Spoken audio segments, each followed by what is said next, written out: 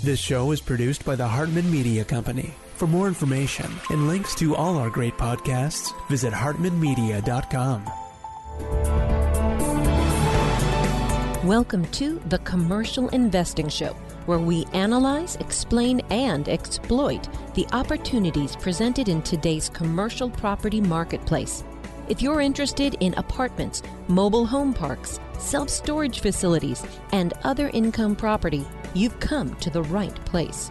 We'll explore what's hot and what's not in markets nationwide in the relentless pursuit of return on investment. Here's your host, Jason Hartman. It's my pleasure to welcome Jeff Ferry. He is chief economist at the Coalition for a Prosperous America. He has written for the Washington Post, Forbes, and Bloomberg News, and produced documentaries on business for the BBC, and he's author of The British Renaissance. Jeff, welcome. How are you? I'm great. Thanks for having me on your show. Where are you located? I'm based in Alexandria, Virginia, just outside Washington, D.C. Fantastic. The belly of the beast, Washington, D.C. So, there's a lot of talk about trade in the news. Obviously, it's a very, very important thing. Kind of where do you stand? And give us some insights into all this talk. We hear things, mostly it's anti-Trump. I think there's a media bias there, but that doesn't mean the media is wrong either necessarily. What are your thoughts? I think trade's a very important issue, and I think often the media is wrong, unfortunately. I mean, we, the Coalition for a Prosperous America, we're bipartisan. We support President Trump's trade policies. We support many Democrats who agree with him, although most of them keep a low profile. But the key issue here for me as an economist is we've had half a century of trade deficits, bad trade policy, industrial decline, and we can turn that around, and we need to turn that around. So, my listeners hear me say this a lot, and I don't know if it comes down to this, maybe it's a false dichotomy, but, in the very broad scheme, it seems like you can either have really cheap consumer products or you can have jobs. Is that the trade or not? That's not a bad way to caricature the situation. And our view is you can definitely want to have jobs, not cheap consumer products. Because if you go down that road and, you see plenty of people in the newspapers and on Twitter saying, well, what really matters is consumer prices. But that's probably because they've got a very secure job, maybe in the public sector or somewhere where they know they're not under threat. But if you think about it, if you just focus on getting cheaper and cheaper consumer goods and asking other people to make all the things you want to buy, eventually we run out of jobs in this country, and eventually people stop lending us money to buy their goods, and then we're nowhere. This country got strong, between 1776 and 1900. We rose to become the most powerful industrial power in the world, and we did that by producing everything from railroads to steel to textiles to cars, and then, you bring history forward and we produced many other things. The period of decline is when we began asking other nations to produce things and let us buy them because we like the cheap prices. Yeah, well, I just have to tell you, I couldn't agree with you more. It does look good on the surface. Everything has become, well, not everything, certainly college education, healthcare, etc. But consumer products are great and they're cheap. I mean, it's really amazing. Like, I just remember what it was like even in the 90s. And, we can just have so much stuff now. But what good is a house full of stuff if you don't have a job? And it's just hollowing out these well-paying middle-class jobs that have just been offshored relentlessly.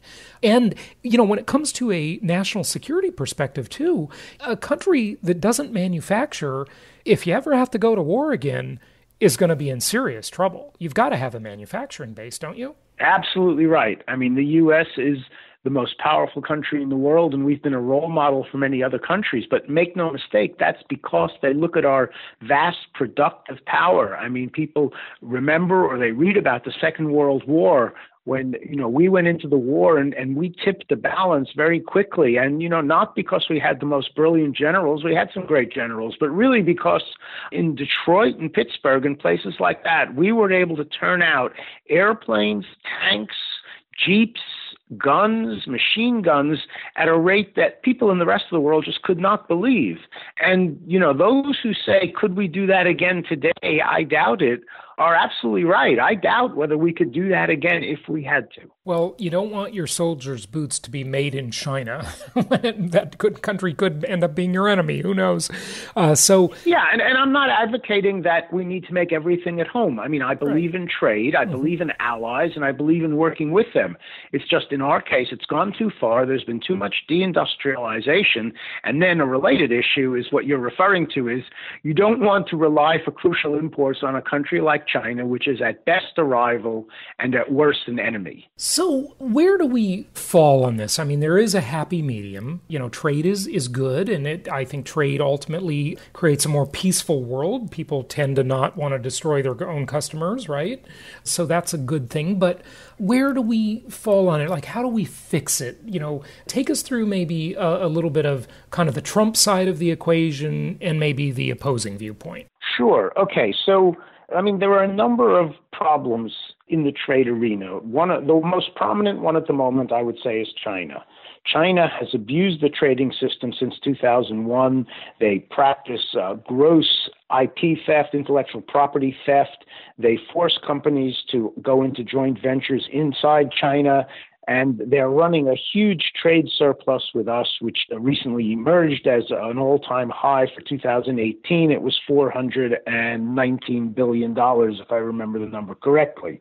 Now, that problem has to be fixed, and I think President Trump is doing the right thing in saying, look, for 20 years they've said, let us have talks, and the talks have ground on, and the Chinese masters at delaying and promising to set up study commissions.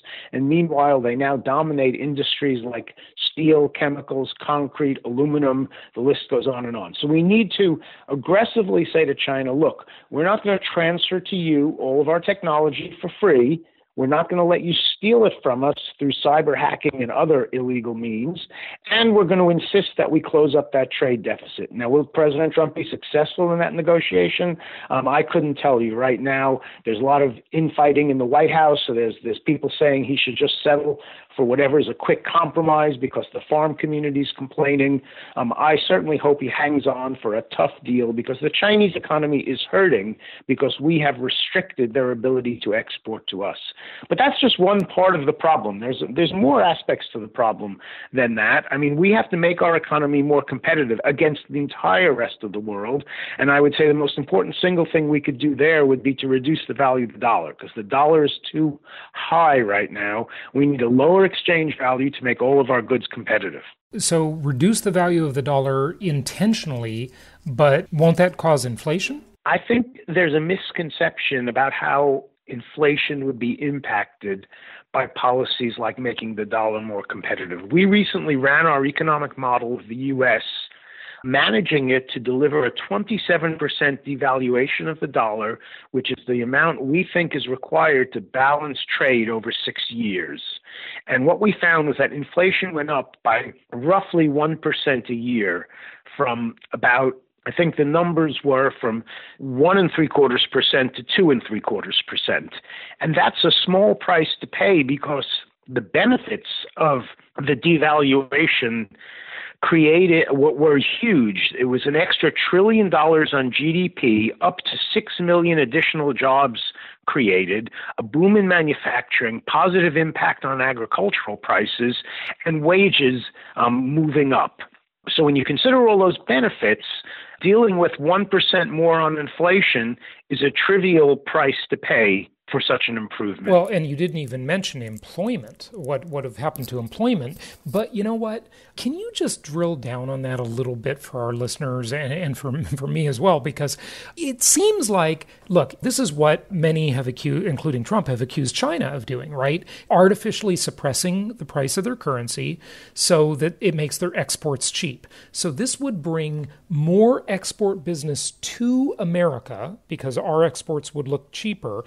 But when we have to buy things outside our borders, our currency would be worth 27% less. So wouldn't we just have to pay 27% more for everything made everywhere else, or no? Yes. So you're asking two separate questions. I know. One is, It's a big when is it right question. and wrong to devalue in the sort of what are the rules of the road here?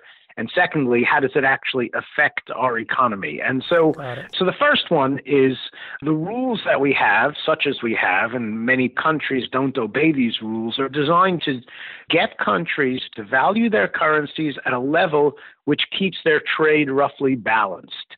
That's been the goal since the Bretton Woods Agreement in 1944, which first set us on this path of a combination of floating and flexible exchange rates. And the idea is if you're a surplus country, you should let your currency rise so you tend towards balanced trade.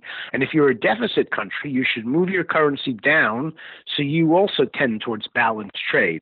Now, currency manipulation is specifically holding your currency at a level that is too low so that your surplus is either stays the same or rises. And at various times, countries like China, Japan, Singapore, South Korea, and Taiwan have pursued that practice. Because the U.S. has been in deficit for 43 years, we could never be seen as a currency manipulator. Our problem is that the markets are holding our currency far higher than it ought to be to allow us to get to balanced trade. Mm-hmm. So it's those currency markets that are causing the deindustrialization. Now, the second question you asked me is a slightly different one. Wouldn't foreign goods be more expensive if we devalue the dollar? And this is a variation of your original question of, what's more important, cheap consumer prices or jobs. Yeah. And, I think you're right. And if we devalue the dollar, yes, foreign imports do become somewhat more expensive.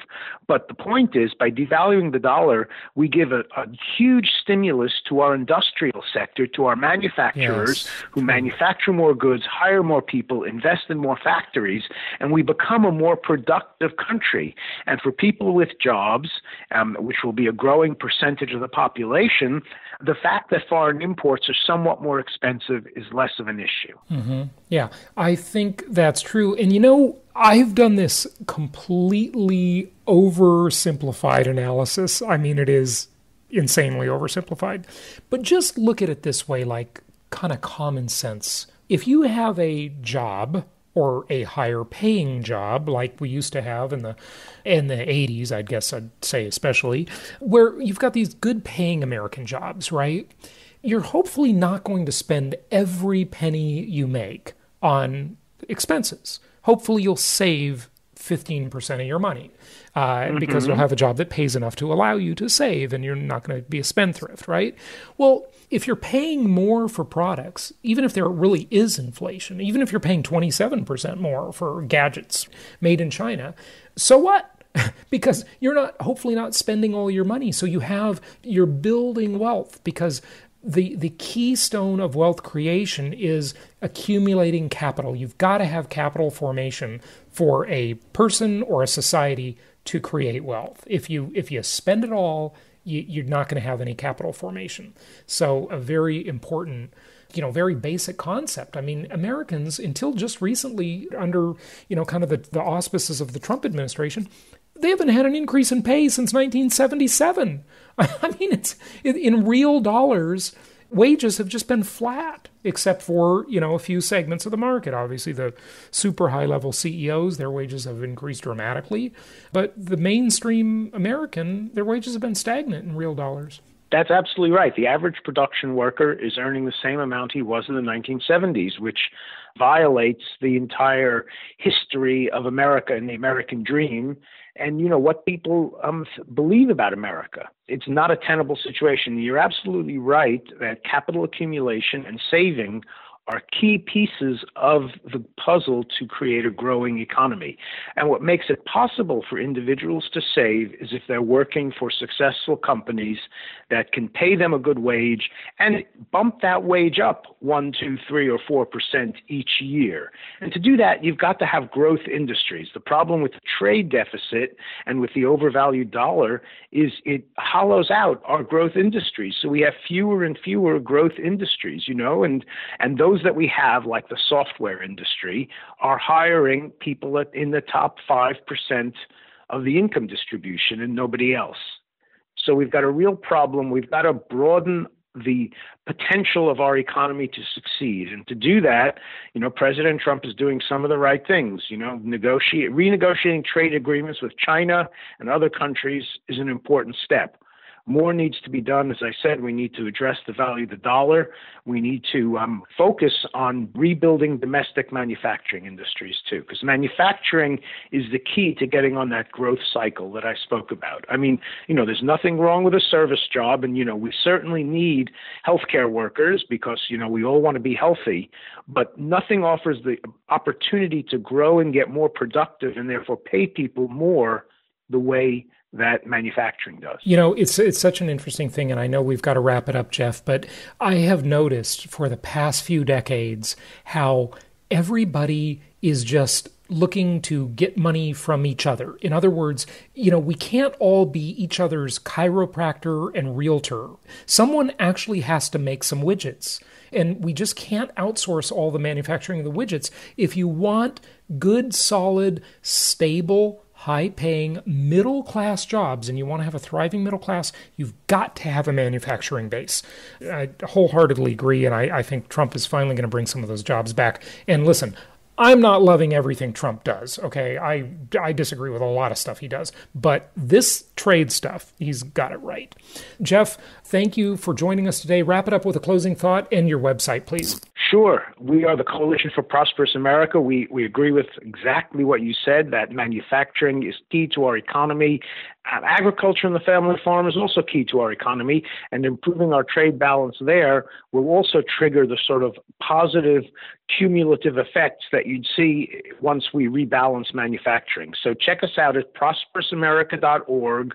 You can read my articles under the research tab. You can see all the activities we're doing. We're constantly talking in Washington to the powers that be in the executive branch and the Congress about measures to improve the U.S. trade balance and the U.S. economy generally. Excellent. Jeff Ferry, thanks for joining us. Thank you very much for the opportunity. Thank you so much for listening. Please be sure to subscribe so that you don't miss any episodes. Be sure to check out the show's specific website and our general website, hartmanmedia.com, for appropriate disclaimers and terms of service. Remember that guest opinions are their own, and if you require specific legal or tax advice or advice in any other specialized area, please consult an appropriate professional. And we also very much appreciate you reviewing the show.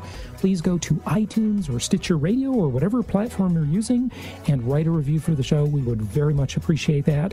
And be sure to make it official and subscribe so you do not miss any episodes. We look forward to seeing you on the next episode.